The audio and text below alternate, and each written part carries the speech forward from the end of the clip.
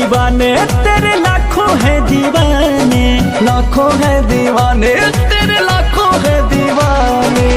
क्या है दिल की हालत मेरी, क्या है दिल की हालत मेरी, ये कोई न जाने।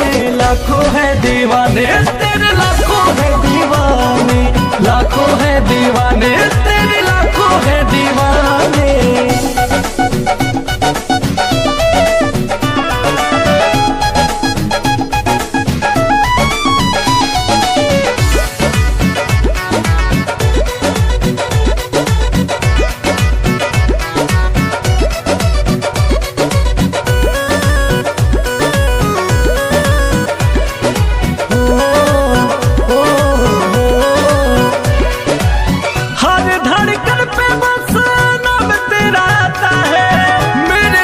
देखे कोई दिल जल जाता है,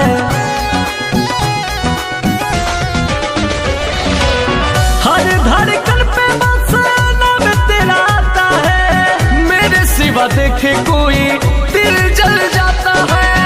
आशिकों के भीड़ में ये, आशिकों के भीड़ में ये तू क्या पहचाने।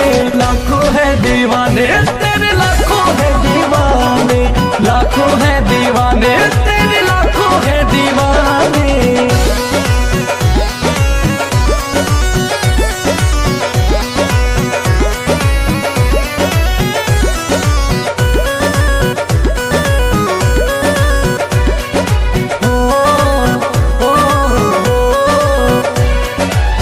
हुस्न पे तेरे जाने सबकी नजर है, और तेरी सादगी का मुझ पे असर है।